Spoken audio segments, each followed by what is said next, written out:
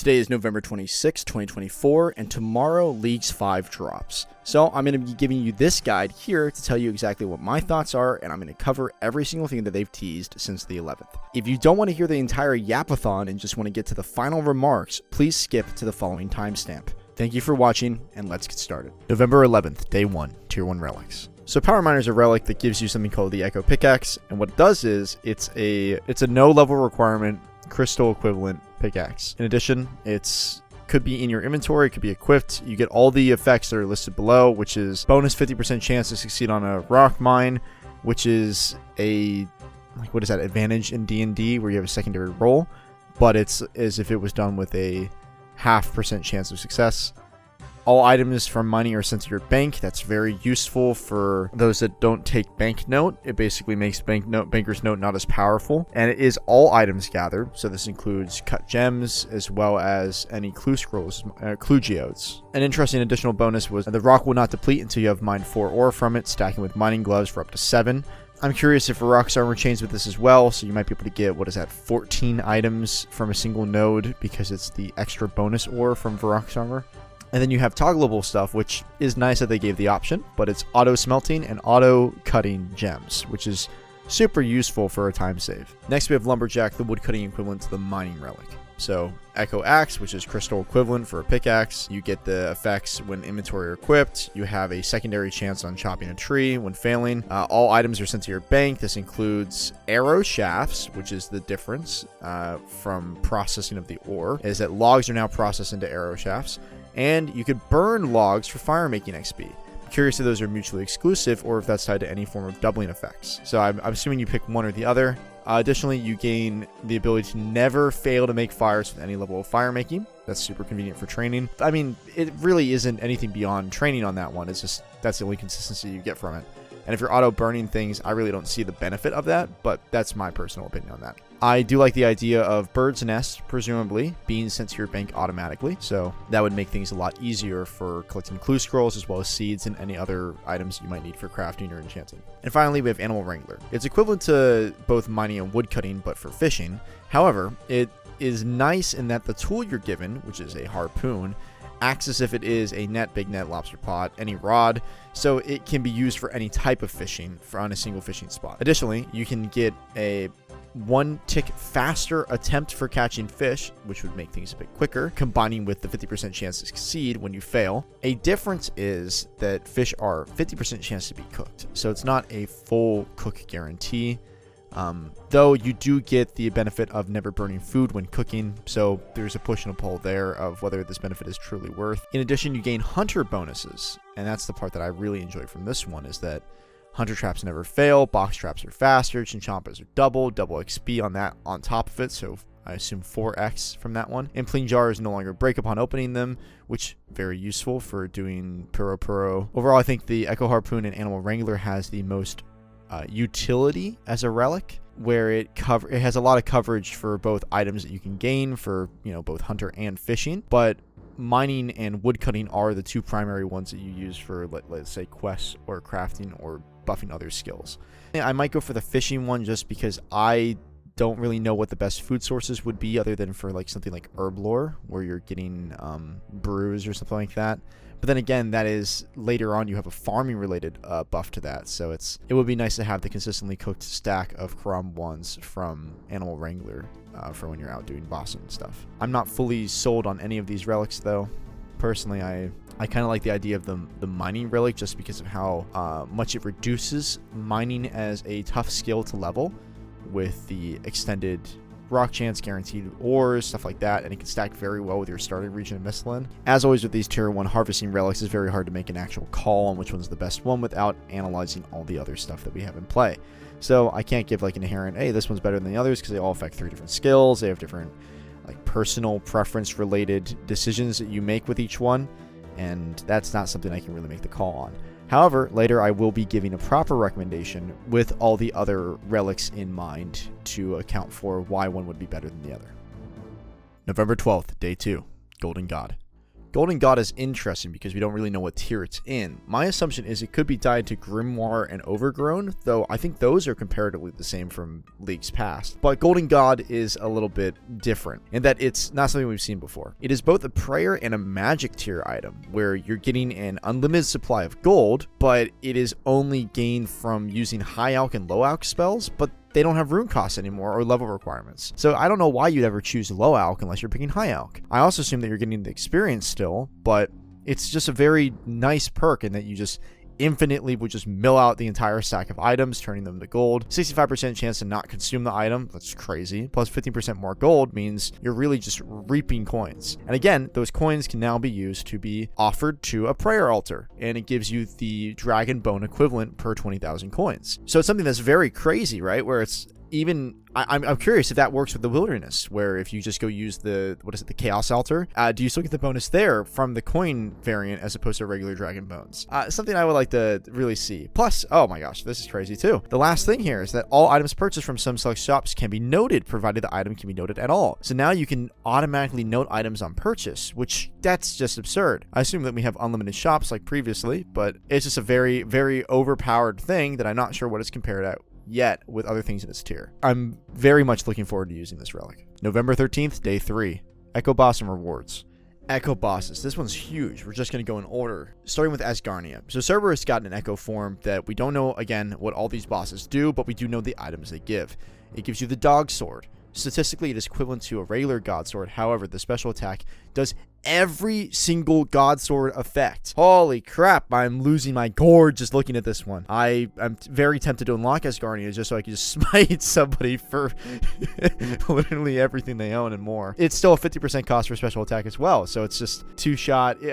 I'm as a melee main, again, this is gonna go so freaking hard. But we'll have to Let's get into the other ones, shall we? Next, we have the Desert Echo, which is Calphi Queen. So KQ has been changed to give something called the Drygore Blowpipe, which is not, to my opinion, that good of an item. I mean, it has advantage like Dungeons & Dragons on accuracy, where you take 2 dice rolls and you take the highest result, and it uses darts for ammunition. I'm not sure how good of an item this realistically would be, but it's pretty quick. So it's basically Toxic Blowpipe, but just higher accuracy. It doesn't seem to have a special attack of any kind. So I'm not personally going to go Desert just because of this one. Mortania, however, oh my gosh, this one's nice. So it's Gloves of the Damned. Grotesque Guardian's got the Echo Boss, and the Gloves of the Damned themselves act like an Amulet of the Damned, and they double the effect of all Barrow sets and Amulet of the Damned additions. So this is very powerful because you're getting things like Guthin's getting doubled, Darrock's getting doubled with your max hit. Oh my word, it's going to be a nice, and even Varric's as well. Like, you could just shred through bosses, I'm sure, with a double chanced Varric. Because what is it, 25% normally? So now it's 50% chance to just pen through anything. Yeah, I'm kind of losing it a little bit over this one. This one's Mortania is always one of those regions that I unlock every single time I go and play. So this one I'm leaning towards, just from the sheer amount of content in here that you can get, and probably a lot of points as well. Wilderness, though. So King Black Dragon gets their Echo, and this one's very, very nice for me.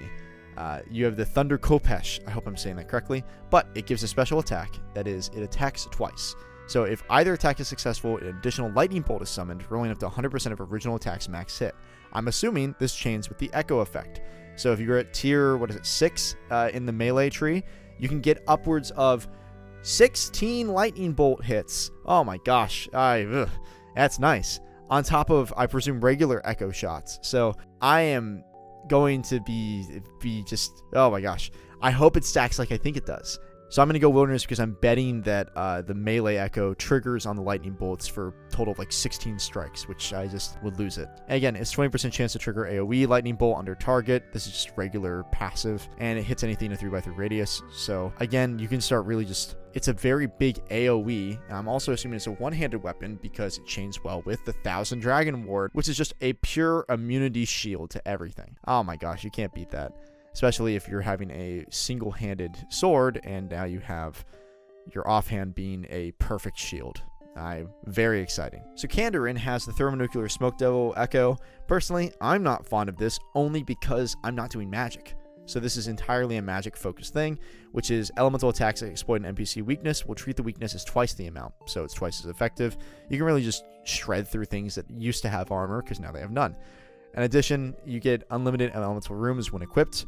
That's pretty useful. I don't think runes are going to be easy to come by because we haven't seen anything rune crafting so far, but maybe I'm mistaken. Maybe there's some other way that we can get runes in this league, but so far it hasn't been looking good for the mages out there. Next, we have the Dagonoth Kings in Fremnik Province. So this one was enticing to me just because I like the idea of pure stat boosts. So you have a perfect all-around set of a amulet and a ring here with Amulet of the Monarchs and Emperor Ring. So both of these give the exact same stats of 15 strengths for ranged and melee, 10% magic damage, 10 prayer, and then 30s on attack and defense. So it's a very balanced item. I personally would think it would be very effective to get this just to round out your build, but I would have to do some number calculations on that to see how effective this actually would be. It is enticing as a secondary, if not the last area I will unlock, should I be needing the bonus. And the reason why I'm debating going to the Fremnik Province is because of Tiranwin with the Hunlef. So the Hunlef now offers a Crystal Blessing, which gives you the Crystal Armor bonus for accuracy and damage applied to all melee weapons while equipped. Again, a melee region, so it's different from the magic region that we just saw with Kandarin, and boy is this one juicy. It gives you prayer bonus, but this should chain very nicely with that sword in the wilderness that I'm looking to pick up, and then potentially go get the Asgarnia effect for the dog sword. I'm kind of conflicted between those two just because of how how powerful they are, and then the fact that I'd be missing out on doing raids. Next, we have Hespori and Korend. So Hespori has a weird kind of thing. It's a salamander type weapon. I guess this is equivalent to like the Sunlight Spear from RS3, but it's charged with different nature and earth runes. Again, we don't know our rune access, but it does look like a very strong weapon. And it's a strong kind of ranged weapon. I'm not sure if the melee part is ranged too, but the magic is ranged at least, and so is the regular range stat, but we'll have to see how this one plays out. Might be a very good weapon, but I'm not sure on it, and it's kind of hard when I think you're going to be focusing these different styles or all the different tiers of the combat triangle. Though you do get 10 points, so maybe you can sidespec into something else. And now we have Varlamore. Again, don't know much about Varlamore because I haven't played in like a year. So Soul Heredit is I don't know, I guess the boss of Varlamore, maybe when it's a raid boss or something like that, or secondary raid boss like Grotesque Guardians, something Slayer related, I'm guessing. I kind of like these items. Again, it's melee focused items, but I thought they seemed pretty interesting. The first one being the Sunlight Spear, so you gain stacks of sunlight that when you execute them, you get the chain lightning effect like we talked about with the wilderness, but it is triggered by the player as opposed to be just a random chance. So kind of an interesting special effect stack because you have 20 max stacks and you gain 7 sunlight stacks. And you get one every attack. So it's just consistently attacking gives this. I'm curious if echo attacks affect that stack as well. And maybe you can, if it did, you would just be able to just infinitely use your special. So I'm not sure they would be okay with that, but we'll see. And it scales by prayer bonus with 3% bonus damage per prayer bonus. And so far, everything we've seen has had very high prayer bonuses for all the items. I'm looking forward to that one simply because the amount of damage you can probably dish out is huge. On top of the Sunlight Bracers, which gives you 100% additive more healing. So this connects to the combat mastery overwork that we haven't seen yet, but you do get healing bonuses that are just very nice and cushy for keeping your health points up. With Sunlight Bracers, doubling that should mean you have very high survivability. November 14th, day 4, Grimoire. So next we have the Arcane Grimoire, and it's a nice relic, and I'd say it's comparable to the Golden God in both affecting prayer and magic. Whereas Golden God gives you raw prayer points, high magic level, and Arcane Grimoire will give you access to everything. Now, I think the Arcane Grimoire might be better just because it seems like we have a lot nicer sources to training methods and prayer restoration coming up. Combat Masteries is kind of reassuring with prayer restoration, and the Overgrown perk, assuming it's not edging these two out, it's going to be very nice for making prayer pots and really keeping your prayer points in check to be able to pull off some of the higher level prayers that it's unlocking right off the bat. November 15th, day 5, combo item drops. So I know there's going to be a lot on screen right now, but just bear with me. So the golden squares that you see are drops adjusted. So what has happened is component drops are now full drops. This is a very nice quality of life change because now you don't have to worry about not getting the sub requirements from other regions to fully build the item that you want. November 16th, day 6, teleport relics. First up is Fairy's Flight. This is the classic. You get a fairy mushroom. You can teleport to any fairy ring, spirit, tree, or tool leprechaun. That's a nice little change there. As well as you get the Tree Gnome Village completed, obviously, so you can use trees that the gnomes like. Wow, crazy. It also ignores wilderness teleport restrictions, which is highly convenient if you're picking wilderness as one of your regions, and obviously cannot be used to teleport to a region you haven't unlocked. Something new is Bank Heist, which gives you the Banker's Briefcase. So this one's nice because it's to a deposit box, a bank, or a bank chest, ignoring wilderness teleport restrictions, no blah blah blah, usual spiel. But I think this one has pretty good utility because I personally like banking. I don't know about you guys, but when my inventory is cluttered, I take all my stuff to it and I don't drop it on the ground like a filthy degenerate. So I would probably be taking the Banker's Briefcase because I like to keep the world clean, and also it's kind of convenient for resetting. However, the Clue Compass is mighty appetizing. Now, it's a cool item that teleports you to a stash unit, Follow the Bard, or your current clue step. That's a very big thing that you can TP directly to where you need to solve your clue, so you're not running around the entire time. Makes sense for a league that's super time focused, with it only being 8 weeks long. Now, it won't teleport you to a place that you have to kill a certain NPC, but it at least makes things a bit quicker. I don't know how many of those clues there are, but it should be a overall benefit. Personally, I am still leaning towards the Banker's Briefcase with a Clue Compass. I don't know. I'm seeing some cool stuff in my head where you have a clue that you don't solve yet that you keep just so you could teleport to a certain step of it to get a faster route on some things. Very niche case, but I think people are going to start doing that. And hopefully we start seeing that exploit for faster runs and resets on bosses. November 17th, day 7, Total Recall versus Banker's Note. First one being Total Recall. So this is different. You get the Crystal of Echoes like usual, but it stores your coordinate along with your hit points, prayer, and special attack energy. So it's not a full go back to your home, heal up, and then come back. It'll restore your stats to what they were prior to teleporting. So it's not as good as it used to be, and it makes Banker's Note a bit nicer of a secondary item, but still, Total Recall is very strong with giving you the coordinates, and you can at least refill your inventory for when you go back to your previous region. Now, Banker's Note is still in here with the whole note and unnote items anywhere. Similar to a bank, there's an activate thing. It's not really changed at all. It's still just an option. I know people really glaze this one a lot, but I'm a Total Recall stan with the Crystal of Echoes, just because it's how nice is it to be able to teleport back to anywhere you've gone previously. Even if they do the stat change, I'm sure there's going to be a way to make it not as impactful on your overall gameplay loop. November 18th, day 8, Overgrown. Here we go, Overgrown. Now, this is a relic that I'm really going to like because I like farming. I'm saying it now, I'm a farmer. Now, Overgrown allows you to get the Leprechaun's Vault, an item that is a seed vault, as well as crops never die. You plant seeds, you get 75% chance to not be consumed. When it's fully grown, auto-harvested, and replant it.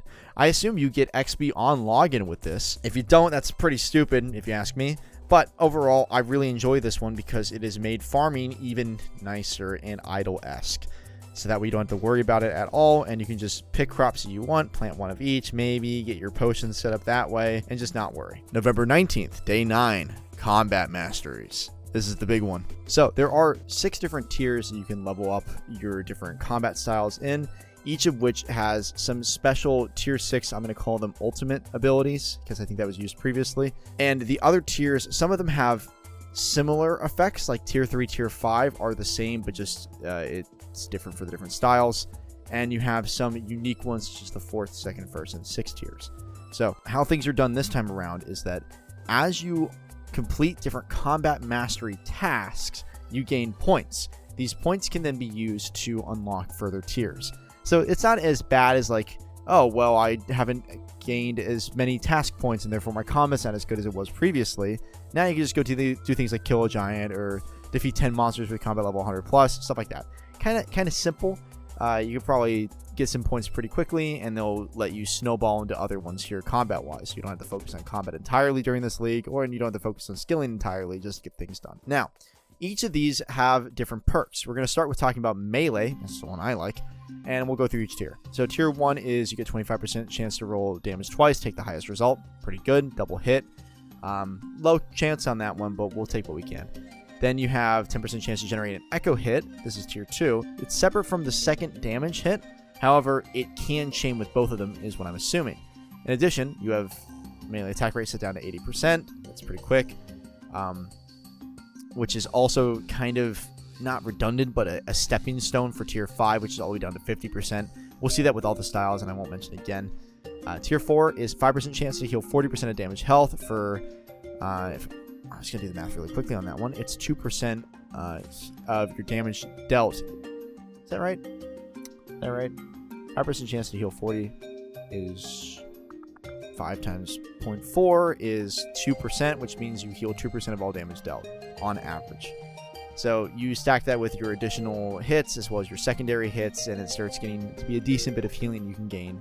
Maybe I'm going to say 5% for now, but I haven't done the math on it. Finally, the ultimate perk of tier 6 is your chance to generate a melee echo increases to 20% from 10%, and your echoes can generate additional echoes, so it chains and it can go up to 8 times in a row. Holy crap, that's a good bonus. I like the idea of just echoing and hitting an infinite amount of times in addition to healing. I'm curious if echo hits that chain additional echo hits have the same 50% max hit of the previous echo hit, so it does, 100%, 50%, 25, 12.5% on and on until it gets really small, or if it caps at that 50% and it stays 100, 50, 50, 50, 50, 50, 50, 50 for all the echoes. If it's that one, the latter one, it should be an insane bonus. Otherwise, it's a pretty good bonus, but not the craziest one. Now, that leaves melee. Let's go to ranged. So ranged, tier 1, damage rolls beneath 30% of max hit with range are increased to 30%. This gives you a floor to all your damage. That's pretty good to make range even more consistent than it is now, which it's a very consistent skill nonetheless. Tier 2 is subsequent ranged attacks have a max hit increased by an additional 5%, resetting after 20% plus. So that's kind of weird. It means like every 4 hits you deal more damage than it resets back. I don't know if that's just the wording or if that's how it's actually going to act, but boy, is that not a satisfying thing to see, to be honest. Well, you'll understand why when we go look at magic later in tier 2. But boy, is that just a weird, just not good feeling relic pickup. Then you have tier 4, which is every 5th ranged hit, heal 5 points. Again, flat static healing. Doesn't feel good. And tier 6, oh wow, so crazy. You never miss. Range was just very underwhelming this time around. I don't like it at all as a result of this, so I might even not spec into it as my side. I'll pick magic most likely, which makes sense if you're picking melee to have magic as your side bonus, right? I can also just do, with there being 10 points, I can pick 2 tier 4s, do melee tier 4, magic tier 4, and then decide based off the loot I've gained on which one I want to go from there. So now let's actually talk about the magic points. So I've said it's better than ranged. Let's go into why it is. When you roll above 90% of your max hit with magic, damage is increased by 50%. And that's tier 1. That's your tier 1 thing. So if you're hitting let's say your max hit's a 9, right?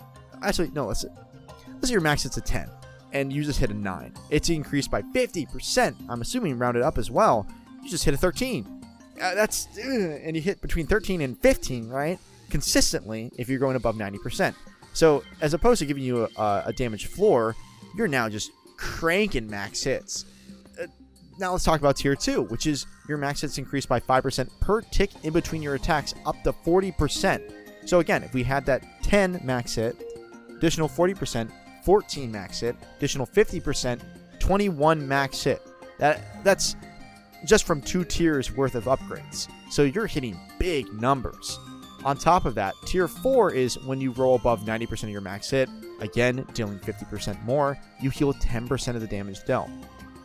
Now you're starting to have this counterplay of your max hits are super juicy and encouraged. And now we look at the ultimate ability from tier 6 for magic, which is your magic max hit is increased by 1% for every 100 hit points remaining on the target, up to 10%, so that caps at 1,000 hit points. On a successful magic hit, if your target has less hit points than your max hit, you max hit. So you now execute enemies. That's right. If I see an enemy and I'm hitting absurd max hit with the bonus 50% damage, the additional 40% bonus between max hits, and I now execute enemies, I can be just ripping hundos and just healing from them. So I think magic's a very powerful style this time around. And range just does not feel good at all. Even with the Calphite Queen item that they advertised from the Echo boss, not good. It's not gonna be fun to play, in my opinion. Again, I don't know if anybody else finds that fun, but they might. Let's talk about the passives. So the passives apply to everything. You got 95% chance to save weapon charge, ammo, runes, whatever. Nice, good tier 1. Everybody likes that. You have healing increased by 20% for tier 2. Nice. Accuracy by 100%. Again, makes the never miss with range kind of redundant if you're improving accuracy here. Neither here nor there. And in addition, with crystal armor accuracy bonus, again, makes it just that much worse. Damage taken reduced by 15%. That's pretty good. Now everybody gets a bit tanky when you get to tier 4 for the first time. A little bit more encouraging to take other styles that you might not have done before, because if you wanted to play a tank build, you had to be melee.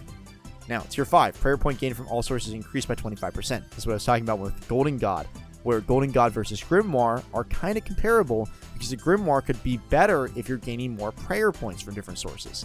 On top of this, you have tier 6. Attacks with all styles now have 60% prayer pen. So, this means Zulrah is a super easy boss fight. Already, you can attack through the melee on Zulrah, as to make it a bit friendlier to different combat styles. But now you can get 60% prayer pen. This means fight caves are easier. Jad's going to be easier to kill. Whatever. Tiksat Zol, or whatever. TikTok Zol. Tis call Zuck. Zuck. There it is. I figured it out. Yeah, if you can tell, I've done the Inferno. Right? Point is, it just makes life a lot easier. Combat is going to be a lot more fluid thanks to these new masteries they've come up with. I'm very excited to do a melee build, maybe a magic build as well. I'm curious to see which one I pick. Probably going to pick melee, but then again, that's me talking now, not before I start getting epic drops later. November 20th, day 10. Bonus quality of life updates. So this one's pretty cool. There's a lot of nice stuff that just makes the game, well, the higher quality of life. Wow, great name scheme. So the first one, rocks, trees, respawnable items, and main world NPCs respawn faster than the main game.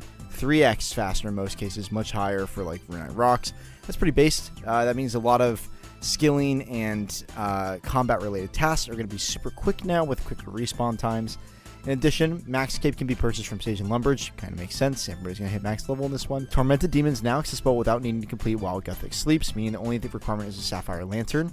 Haven't fought Tormented Demons, but that's pretty base if you ask me. I believe Wild Gothic Sleeps is an RS3 quest. It's now brought back here. I'm not sure how that works with the whole like 5th age, 6th age, 4th age thing with quest timing, but we'll see. Let's see. Instances have been created for a bunch of single bosses, pretty based. Serb, Seracnus, Thermonuclear Smoke Devil, and Dag Kings. Nice. Clans can now toggle shared league, blah, blah, blah, blah. Who cares about clans? Am I right, gamers? Rather than receiving a Twisted Bow from Chambers and other raids, you get the option to pick. That's pretty base. You get it from the Sage. That's kind of cool. That means that the raids don't really depend on your combat style, which was a very big limiter that I didn't really like. Zora not immune to melee, I mentioned this before. There's also no damage cap, so you can just slaughter with melee weapons as long as they reach, which is how God intended you to fight a giant snake in the swamps of the Elven Lands. Thank you. Potions and ingredients can be sourced from Duke's and will no longer be removed from your inventory when waking Duke. I don't know what the fuck that means, to be honest. I've never heard of this dude, never fought this dude, so I'm assuming it's some kind of a sleepy time recipe for disaster reference. I don't know. Maybe I'm a little under knowledge on that part. And finally, pet cosmetics transfer between all the previous leagues. It's pretty cool. But not prior leagues. Interesting. Why only Trailblazer Reloaded? Kind of weird. But the carryover is nice. But that is the end of the quality of life updates. November 21st, day 11. Utility relics. So let's talk these new utilities. We got Forager's Pouch from the Friendly Forager Relic. Oh, this is an interesting one. You get the chance to find and store a random grimy herb from woodcutting, fishing, mining, and hunting. Now, the herb is limited to your herb lore level plus 25, and it can clean while also providing a small amount of token XP when one is found.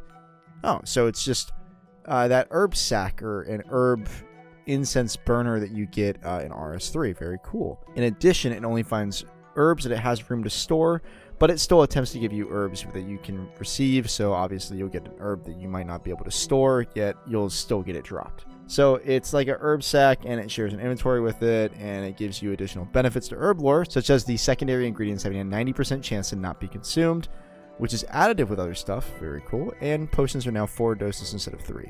All in all, a very good herb lore type relic that I think can help offset the loss of not taking the fishing harvesting tier 1 relic. Now, Sage's Greaves are back with Corner Cutter. Now, Corner Cutter was pretty cool before. I mean, obviously it wasn't named that. But Sage's Greaves allowed you to get Agility XP based on your Agility level while you run around. Now, run energy is infinite. However, you do get Agility experience just by walking, which is pretty based. In addition, now Agility courses will grant 2 completion count and a 25% boost in XP. On top of the Sage's Greaves, it's pretty good. Mark of Grace now also spawn with 10k coins, so you get a little bit of money for agility, more encouragement for that, and doubles all the related agility items that drop from Brimhaven vouchers to crystal shards to hollowed marks and pyramid tops. Pretty all around good for those that like to do agility. I'm not one of those, but I can see myself picking this one up if I decide to go that route. Currently, I'm still sold on this Forager's pouch that's been offered, is what I would say if I didn't look at dodgy deals before this. Holy crap, look at this relic. Look at it. You're looking at it? Beautiful, isn't it? 100% success rate on thieving checks. Automatic re-pickpocket. AoE pickpocketing. That is an 11 by 11 square, giving you extra loot for every single NPC pickpocketed. Items attained are now noted, and max coin pouch count is increased by 3x. That's 81. They've done that before, but holy crap, that's crazy. In addition, stalls don't deplete. So now you can go do like pickpocket on ham members, and you just pickpocket every ham member in existence without failure. That's it's just an item farm. I mean, obviously the coin part's a little annoying, but hey, that's basically what you're doing when you re-pickpocket anyway. I'm sure there's some one-tick action you can do there with clicking the money and then going back to re-pickpocketing. But hey, this one's freaking insane. It's extraordinarily close to the Forager's pouch, in my opinion, because I don't know which one to really pick now. This one's super enticing, but I know herbs are needed, but I'm going to go overgrown, so maybe I don't really need the herbs as much as I'm thinking, and dodgy deals might actually be better. But we'll see. November 22nd, day 12. All relic passives. Now this is epic, gamers. With each tier of relic, we're now getting additional passives that are just, as per usual, very nice. You have multiplier 5x in tier 1, doubled item drops. The new one here, farming ticks occur once every minute instead of every 5 minutes. That stacks like crazy with the overgrown relic, as now you have unkillable crops that grow every minute that I presume that with the replanting give you XP and drops while you're offline. You physically cannot beat that, to be honest. I have to take overgrown no matter what cost it is. Tier 2 is the 8x XP multiplier increase, not too crazy. I glossed over minigame points by 4x, but we'll talk about that in a second. Tier 3, combat experience is now doubled. Very nice. That includes hit points and prayer too. And it's multiplicative. That is multiplicative with the other modifiers. So it's a 16x increase. At the highest tier, it is 32x. Now you don't have to worry about training your combat skills for 30 years. You can just train them right away. In addition, Bigger and Badder is unlocked. Slayer has 5x points, and you don't have to complete 5 tasks, and now you get Slayer superior rates. So really, tier 3 is when you start doing Slayer stuff. You do your regular grind before then, see what kind of skills you can get, and then you just crank out combat XP like nobody's business. Probably do some farming in tier 1 if we're being honest. Tier 4, better drops, 5x, minigame points, 8x. 5 and 7 are just the usual XP increases. Some drop rates have been changed, of course. Minigames are now affecting Marks of Grace, Hallowed Marks, Stardust, Brimhaven vouchers, basically a bunch of other just things that weren't affected before. A lot of drop rate modifiers apply to ornament kits and other rare clue scroll stuff, and clue scrolls are now infinitely stacking in their normal box shape as they do inside these events. Overall, better quality of life in my opinion. A lot of things are being given at tier 1 and tier 3, so you really don't have to think too hard once you get to tier 3 and worry about higher tiers. Overall, very nice to have some passives that really just benefit the player experience in addition to the quality of life changes mentioned earlier. November 23rd, day 13. Combat relics. Hold the fort. Did I trip or something, dog? What the heck? There's combat relics? Combat masteries wasn't combat relics? I'm losing it. What the heck? I thought it was just the combat masteries. But little did I know we're getting something crazy like this. It's Last Stand is the first one here. Oh, it's the same as usual, where if you were to die, just don't. You go to 1 HP. Wait. What? You get all your stats boosted to 255. Oh my god. For the next 16 ticks after this ability is activated, so what is that, 0.6 seconds a tick? Oh my gosh, I'm doing math. Wow. 6 seconds. It's about 10 seconds. Actually, it is exactly 10 seconds. You cannot be reduced to 0. Okay, so you're just undying. When the effect ends, all incoming damage is nullified, and the player is healed based on the damage they dealt. You heal. And the ability is used. It cannot be used again until you die, or 3 minutes. It's 3 minutes? It's every 3 minutes? Why the heck wouldn't you get this? You just win. And with the stupid mage stuff that you have, 255 magic stat, and you're just dinking max hits? Oh my gosh, dude. Crazy. Crazy. Crazy, I say. Oh my gosh. Now, Guardian, I feel like... Guardian Horn. Okay. Guardian. Guardian Horn. I hope this is defensive. Is it big defense? It's not. Oh my gosh, it's a Thrall. It's 30-minute Thrall. Okay. It's the Thralls from before. Any style. That's cool. Its stats are min hit 5, max hit 13, attack speed 4, accuracy 45k. That's a lot of accuracy. So, and it's AoE attack when you're in multi-combat. Okay. Doesn't work in PvP. Also works inside the Gauntlet. Wow, that's neat. That means you can use this to go fight the Hunlift, because I suck at the Hunlift. So this would be very helpful for me. Although it's not as epic as Last Stand, because I think that one's just based so far. And then we have Specialist. Personally, not me. But if I were to get that dog sword, maybe. Just because they all cost 20%. They have plus 100% accuracy. And each failed accuracy roll with a special attack gain 10% special attack energy. Cool. So that means you just get half back. And whenever you kill an NPC, restore 15% special attack energy. Oh, wow. Okay, so you just smite everybody. And if you had the dog sword, you're just going to go bonk, bonk, bonk, bonk, bonk infinitely. That's what I wanted. That's literally all I wanted. Okay. Maybe I'm a little bit biased between the Last Stand and the Specialist, but I think Last Stand is just unequivocally based for people like me who don't know how to play very well, and Specialist is for those that are just maxing and hitting special attacks, which we'll see. I don't know which one I'll pick. I will probably pick Last Stand because I like the idea of just being an unkillable beast, and that is exactly what that will give me. November 24th, day 14, Reloaded. Hey, they said the name. They said the name of the league. Oh my word. Choose another relic from any tier? I was not expecting this. For those that don't know, I've been recording these live, and now I'm putting these in this video. So this is... What the heck? I don't even know what's going to happen tomorrow with the 25th, and I'm very curious as to seeing what they can add now. But this literally changes everything. What the heck? So obviously combat mastery is you can just pick from, but maybe... Wow, you can get a second teleport relic. You can get a second utility relic. And even combat, you can get I was just talking about Specialist and Last Stand, but wow, you can get both. You can literally get both. This is insane. You can get Specialist with Last Stand. You could be hitting like, I don't know, fucking 200s or something with a dog sword. That's stupid. Wow, this is crazy.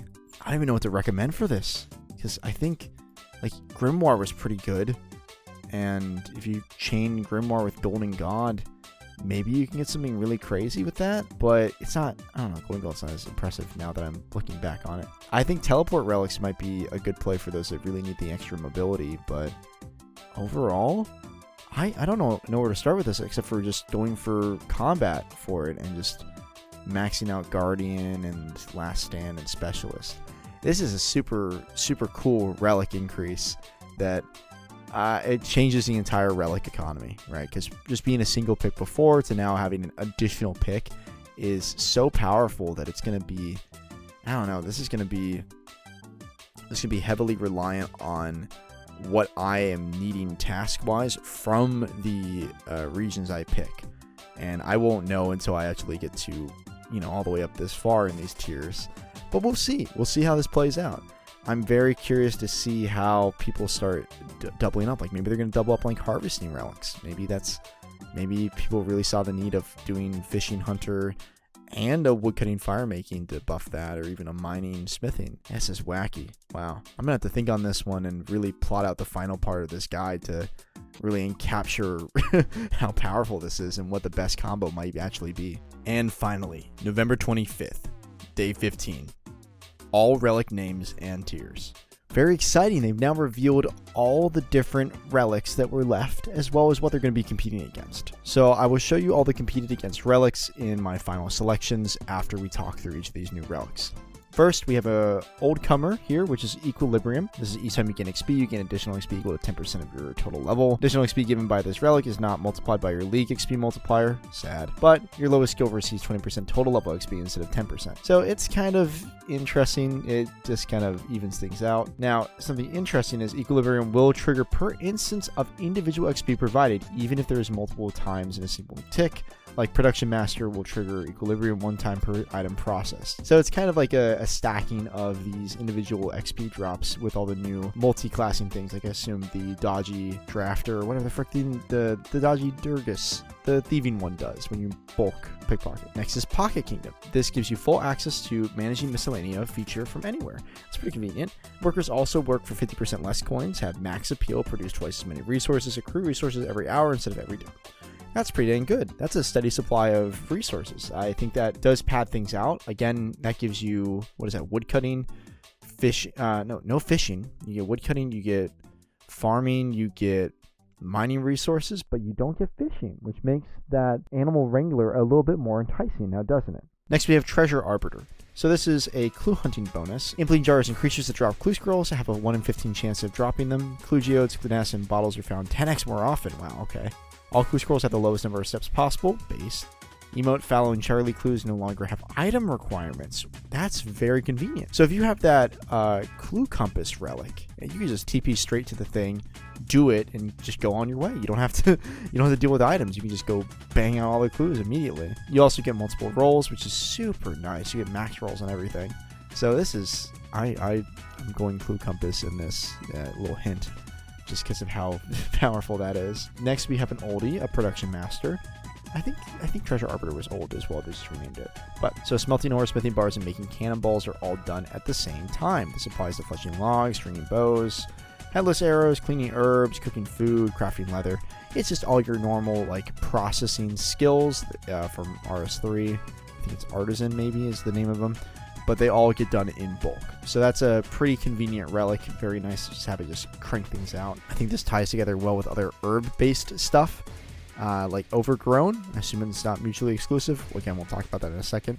But it's a pretty good relic just to bulk do things when you have a lot of supplies, especially if you had Managing Miscellanea or the Pocket Kingdom one. Finally, we have Slayer Master. Slayer Master is you're always on task for all eligible Slayer monsters, so you always get Slayer XP from killing a monster. All Slayer task perks are free. Rune pouches, herb sacks, and looting bags in the Slayer Point store are free. Skip and block tasks for free, and you gain 1,000 to 15,000 bonus Slayer XP for the first time you kill the 100th of each unique Slayer monster. Skill by that level requirement. Oh, and XP is stated before multipliers. So this is just the, hey, you don't like doing Slayer? Just do this. You take this relic, and you basically just get free Slayer points, and you get access to an infinite store of good fletching items using broad arrowheads and stuff. Pretty good relic, if you ask me. And now I've pulled up the actual list of all the different tiers as well as all the relics for each tier. So bear with me, the resolution's a little low. I did steal this from the Old School RuneScape official YouTube channel video that Solo Mission made on tips and tricks for Leagues 5. Link is in the description, please watch that. So let's actually talk about these relics. So I see a couple possible paths here. The first one that I'm going to recommend is that you take Animal Wrangler. I think that's a solid bet. You could argue Power Miner. You can't argue Lumberjack unless you're talking about like maybe Bird's Nest, but there's so many other things that are just beneficial. Next, you have Tier 2, which is Corner Cutter, Friendly Forge, or Dodgy Deals. Okay, I'm still tied between Herbs and Thieving. I think Herbs is better from a potion management system because you really don't have a lot of stuff that actually gives you potion resources until you get like Overgrown later. And I know people are going to glaze Pocket Kingdom and Grimoire. I'm not a fan of Grimoire. That's me. I don't really use the super high level prayers, and plus you can earn them from raids. I think my logic is just a little flawed in that some of these things are really hard to get, and I'm not a magic or a late game prayer user because I don't have it on my main account, so that's not as effective to me as an appetizing item to get. But point aside, Friendly Forager I think balances your herb need, and then with Overgrown you have a perfect supply of potions, though Dodgy Deals I think probably has a good some early game scaling. And then Corner Cutter's Agility, which is just shortcuts. I don't really see the benefit of that one. Next, we have Clue Compass. And that's just easy. No-brainer. Just get Clue Compass, please. We're going to TP everywhere. We're going to get, We're going to get Treasure Arbiter later. And it's not even going to be worth to get Production Master or Slayer Master. Just Treasure Arbiter is too good with Clue Compass combined. You can debate Reloaded versus Golden God. I think that's a fair thing to talk about. Maybe you can see Reloaded being useful to get Corner Cutter, Dodgy Deals, or another Harvester type beat, type relic to just pad out what you're missing. But you won't know what you're missing until you get to like tier 6, 7 when you're really just getting the resources and having teleport needs. I think Total Recall and Clue Compass combined kind of eliminates all your teleport issues. So, I mean, I thought Bank Heist was pretty good earlier in this guide, but now looking on it at, a day before the release, it seems to be that Clue Compass has stashes, and stashes are next to banks anyway, so you can just teleport to those. And they've got more weird locations that are probably quicker. So I would just use that instead. And Equilibrium's not even on. Equilibrium's never on this list. That's just not worth it. From a time management perspective, Golden God or Reloaded for a skill that you like Lumberjack or Power Miner or Corner Cutter. Tier 5, again, I said Treasure Arbiter. I can argue Production Master or Slayer Master, but personally, I don't do Slayer often, but even Slayer Master doesn't seem too appetizing to me. And then Production Master, unless you're, chasing like Thermonuclear Smoke Devils or something like that, and you need to get them faster, maybe, but then it's just better to have the resources from doing Clue Scrolls, in my opinion. I mean, it is Clue Scrolls. I'm assuming there's just a lot of points stockpiled there to get you to other tiers. That's why I'm saying Clue Scrolls are good. Not that you're getting, like, supplies, and things that make you better at Slayer. Tier 6, Total Recall. Always. Just always get Total Recall. My favorite. Tier 7, I'm not choosing Grimoire. I'm choosing either Overgrown or Pocket Kingdom. I feel like Overgrown's nice because I'm a farming guy, but I would argue you get Pocket Kingdom if you're not too reliant on farming or think you're going to need it. Because if you're getting good bossing drops, I assume you can get herbs and potions and resupplies, but Pocket Kingdom kind of is your all-around good thing. But Golden God giving you, bank-noted certain items from stores, it's essentially Pocket Kingdom. But you just buy the stuff, and you have infinite money from Golden God. And finally, Tier 8, I'm going to go with Last Stand. I really like Last Stand. I'm going to say it here. I think Last Stand I die a lot, and that would just make things a lot easier. But, again, I know I just said Last Stand, but I think Specialist could work pretty well. There's not a lot of cool special attacks except for melee and maybe ranged a little bit, but I am a melee guy, so if I go fully melee, I'm getting Specialist. If I'm going Mage, I'm getting Last Stand. And then Guardian's just for whoever else. Maybe a ranged person with the Never Miss goes for Guardian, and then you just dink and shred bosses consistently, as opposed to relying on special attacks. But we'll see that as people build their stuff later. That's my recommendation. Animal Wrangler to Friendly Forager, Dodgy Deals, probably Friendly Forager, to Clue Compass, to Golden God, not Reloaded, to Treasure Arbiter, to Total Recall, to an Overgrown or Pocket Kingdom, I'm leaning to Overgrown, and finally, Specialist of Melee, Range is Guardian, and Magic is Last Stand. So thank you. I know that I did talk about the Combat Masters a little bit earlier, but those are pretty simple in that I like Melee, so I'm going for Melee, but I'm going to side-spec into Magic. If I get a good Magic drop, I'm going full Magic. I don't think Range is as powerful as people are glazing it for, but I didn't realize that the Never Miss could mean you wear any armor type you want, so maybe there's some value there. Point is, I'm going for either a Melee or Magic split build, and your relics really don't affect that too much. So make up your own mind on those. Pick the style you like best. Maybe it's based off the loot you get. Now, I've made a tier list for all the different regions you can unlock. I don't have order on this, but I at least have the regions ranked. So first off, I think that the desert is kind of weak. I know this got raids like with Tombs of Damascus, but it also has a very weak echo. So I don't view that as a very... I mean, it's weak in my opinion, but it might be really good for those range setups. I'm not certain. Asgardia is kind of weak as well. There's nothing really new added there. It just has the dog sword, really, and it's not much else. Same with like Fremnik and Kandarin, both of which are not crazy improvements. I mean, Fremnik does give you an all-around Dagonoth Kings, and then Kandarin gives you the Mage secondary, so they're good like mid-steps if you're trying to work your way to a final build that's just all-around based, But I don't really see them as like a good final area. Tyrannwyn, Zaya, and Varlamore. I've got them all in the same tier here because I feel like they each have their own, like... Again, Tyrannwyn is a mid-steps region, which is just like the Fremnik and Cantor ones I just mentioned, because it's got the crystal blessing, but it's also like it's a late game region in the game. So I think Zay and Varlamore having high scaling, both with a raid and just a lot of new content, really makes them solid picks.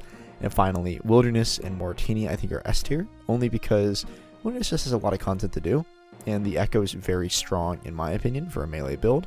And then Mauritania is just like the place to go when you're finally done with all the stuff in the game. So like you can get Inquisitor armor, you can get Barrows armor like mid game, but it's not a good starting region. I had issues in the previous leagues where I'll pick Mauritania and then I can't really snowball too hard because I needed some other region to really step myself up and get my build going. So those are my thoughts on the regions. Thank you again for watching. Please leave a comment talking about what you think you would be doing differently, and I'd love to hear what you have to say and debate with you in the comments on what is actually going to be playing out in this league.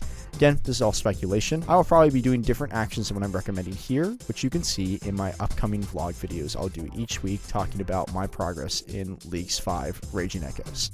Thank you for watching. See you in the next one.